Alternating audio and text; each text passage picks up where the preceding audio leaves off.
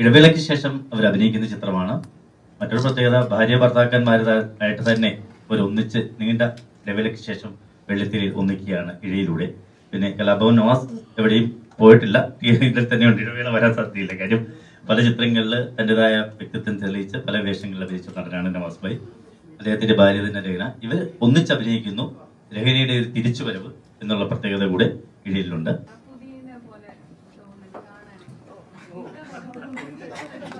എന്നെ പോലെയല്ലേ ഷർപ്പുതി?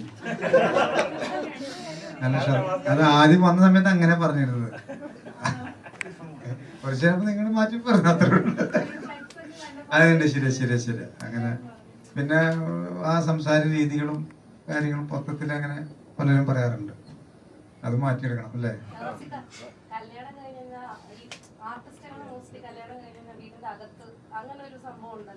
കല്യാണം എല്ലാരും വീടിനകത്ത് തന്നെയാണ്.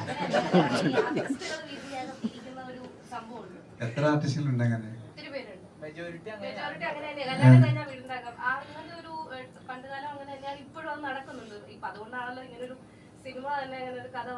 എല്ലാവർക്കും അങ്ങനത്തെ ഇങ്ങനെ വേഷങ്ങൾ കിട്ടാത്തതുകൊണ്ടായിരിക്കും.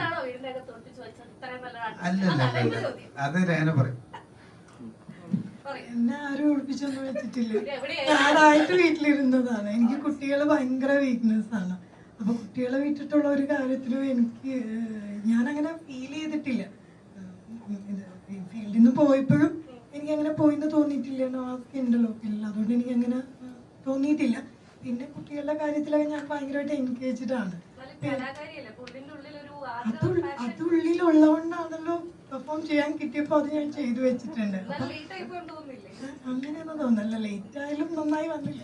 ഈ കഥ ഇപ്പഴാ വന്ന് പറഞ്ഞത്. ഒരു 15 കൊല്ലം മുമ്പാണ് നമ്മൾ അന്ന് ചെയ്തത്. ഈ സിനിമയില് ആദ്യം പറഞ്ഞ പോലെ തന്നെ ഇതിന്റെ പ്രത്യേകത എന്ന് പറഞ്ഞ് ഞങ്ങൾ രണ്ടുപേരും ഒരുമിച്ച് അഭിനയിക്കുന്നു എന്നുള്ളതാണ്. അത് ഞങ്ങളെ സംബന്ധിച്ച് വലിയ സന്തോഷമുള്ള കാര്യമാണ്. പക്ഷെ പ്രൊഡ്യൂസറെ സംബന്ധിച്ച് അത്ര വലിയ സന്തോഷമുള്ള കാര്യമല്ല. കാരണം നമ്മുടെ സ്വകാര്യ സന്തോഷങ്ങളും ആഗ്രഹങ്ങളൊക്കെ വെള്ളിത്തിരയിൽ കാണണം, ഒരു സിനിമയാകണം, ഒരു കഥയിലേക്ക് വരണം എന്നൊക്കെ നമ്മൾ ആഗ്രഹിക്കുമ്പോൾ അത് നിർമ്മിക്കുക എന്നുള്ളൊരു വലിയൊരു കടമ്പയുണ്ട്. അപ്പൊ അതിനെ ആ രീതിയിൽ കൺവിൻസ് ചെയ്യിക്കാനായിട്ട് സംവിധായകനായ സിറാജ് റസിക്ക് സാധിച്ചു എന്നുള്ളതാണ് ഒന്ന്. ആദ്യം നമ്മളിലേക്ക് അത് എത്തിയപ്പോൾ നമ്മൾ മാറ്റി നിർത്തിയൊരു സംഭവമാണിത്. കാരണം ആദ്യം തന്നെ പറഞ്ഞത് ഒരു ലീഡിങ് റോളിലേക്ക് വരാൻ താല്പര്യമില്ല എന്ന് വ്യക്തമായിട്ട് ഞാൻ എൻ്റെ അഭിപ്രായം പറഞ്ഞു. അതിനുശേഷമാണ് രഹനയുടെ കാര്യമൊക്കെ നമ്മൾ സംസാരിക്കുന്നത്. അപ്പം ഞാൻ എൻ്റെ കാര്യം വ്യക്തമായിട്ട് പറഞ്ഞിട്ടുണ്ടായിരുന്നു, നമുക്ക് ചെയ്യാൻ താല്പര്യമില്ല, മറ്റുള്ള ഏതെങ്കിലും നല്ല ക്യാരക്ടർ അതിനകത്തുണ്ടെങ്കിൽ ചെയ്യാം എന്ന് പറഞ്ഞു. സിറാജ് പറഞ്ഞത് ഇതൊന്ന് വായിച്ചു നോക്കിയിട്ട് എനിക്ക് ഇഷ്ടപ്പെട്ടാൽ മാത്രം സ്വീകരിച്ചാൽ മതി എന്ന് പറഞ്ഞ് ഞങ്ങൾ അതിൻ്റെ ഒരു 1 ലൈൻ വായിച്ചു കഴിഞ്ഞു. വായിച്ചപ്പോൾ നമുക്ക് ഭയങ്കരമായിട്ടുള്ള ഒരു എക്സൈറ്റ്മെന്റ് ഉണ്ടായി. അതിനോടൊപ്പം തന്നെ സിറാജ് പറഞ്ഞ് നിങ്ങൾ ഒരുമിച്ച് ചെയ്താൽ ഇതിനകത്ത് ഒരു കൗതുകം കൂടിയുണ്ട്. കാരണം ഒരു ഗ്യാപ്പിന് ശേഷം വരുമ്പോൾ പ്രേക്ഷകർക്ക് ഒരു ഫ്രഷ്നെസ് ഉണ്ടാവും. വലിയ വലിയ ക്യാരക്ടറൊക്കെ ചെയ്ത് ഭയങ്കരമായിട്ടുള്ള സംഭവത്തിലൊന്നല്ല നിൽക്കണമെങ്കിൽ പോലും നിങ്ങൾ ഇങ്ങനെ ഒരുമിച്ച് വരുമ്പോൾ ഒരു കുടുംബത്തിൽ നിന്ന് വരുമ്പോൾ ഉണ്ടാവുന്ന ഒരു ഫ്രഷ്നെസ് ഉണ്ടാവുമെന്ന് പറഞ്ഞ് ഞങ്ങൾ അങ്ങനെ അത് ഞങ്ങൾക്കൊരു ഭയങ്കര ഒരു പ്രത്യേകതയായിട്ട് തോന്നി ഈ സ്ക്രിപ്റ്റിനകത്ത്. പക്ഷേ നമ്മൾ അത്തരം ഒരു വേഷങ്ങൾ എടുക്കുമ്പോൾ എന്തിനാണ് ഈ സിനിമ ചെയ്തതെന്നുള്ള ചോദ്യം വരാൻ പാടില്ല. അതും നമുക്കൊരു വലിയൊരു ആ ചോദ്യത്തെ നേരിടേണ്ട ഒരു ബുദ്ധിമുട്ടുണ്ടാവുമല്ലോ. അപ്പൊ അതുകൊണ്ട് തന്നെ ഈ സ്ക്രിപ്റ്റ് വായിച്ചു കഴിഞ്ഞപ്പോൾ നമുക്കതൊന്നും ആ ഒരു തോന്നൽ മാറി കിട്ടിയെന്നുള്ളതാണ് സത്യം. ഞങ്ങള് അടുത്ത ദിവസം തന്നെ ഡയറക്ടറെ വിളിച്ച് പറയായിരുന്നു ഞങ്ങൾക്കത് ചെയ്യാം എന്ന് പറയായിരുന്നു. പിന്നെ അതിന് പുറകിൽ വേറെ ഒന്നും നമ്മൾ ചിന്തിച്ചില്ല. പക്ഷെ വളരെ ബുദ്ധിമുട്ടി. കാരണം അവരൊരു ചാർട്ട് ചെയ്തെങ്കിൽ പോലും ഒരുപാട് കടമ്പ കിടന്നിട്ടാണ് ഈ സിനിമ ഇതിലേക്ക് എത്തുന്നത്. എത്തുമ്പോൾ തന്നെ ഇതൊരു ബിസിനസ് എന്നുള്ള രീതിയിലൊരു പ്രൊഡ്യൂസർ നമുക്ക് സമീപിക്കാൻ പറ്റില്ല, നമുക്കൊരു വാഗ്ദാനം കൊടുക്കാൻ പറ്റില്ല. കാരണം പ്രത്യേകിച്ച് ഇന്ന് ഈ കാലഘട്ടത്തിൽ വരുന്ന സിനിമകളും അതിൻ്റെ ഒരു ബിസിനസ് തരങ്ങളൊക്കെ ഞങ്ങളെക്കാൾ കൂടുതലായിട്ട് നിങ്ങൾക്ക് എല്ലാവർക്കും അറിയുന്നതാണ്. അപ്പൊ ഇദ്ദേഹം പറഞ്ഞത് ഞാനൊരു സിനിമ ചെയ്യുന്നുണ്ടെങ്കിൽ ഒരു നന്മയുള്ള ചിത്രം ചെയ്യണം, എനിക്കും ഈ പറഞ്ഞ പോലെ സ്വയം ചോദിക്കാൻ കഴിയണം ഞാനൊരു സിനിമ എന്തിനാണ് ചെയ്യുന്നത്, എനിക്ക് എന്നോട് ചോദിക്കുമ്പോൾ അതിന് ഒരു ആൻസർ ഉണ്ടാവണം. അങ്ങനെയാണ് സലീമിക്കയും ഇതിലേക്ക് വരുന്നത്. അപ്പോൾ ഞങ്ങളെല്ലാവരുടെ ആഗ്രഹം പോലെ ഒരുപാട് പേരുടെ കഷ്ടപ്പാട് ഇതിനകത്തുണ്ട് ഈ സിനിമ പൂർത്തീകരിക്കാനായിട്ട്.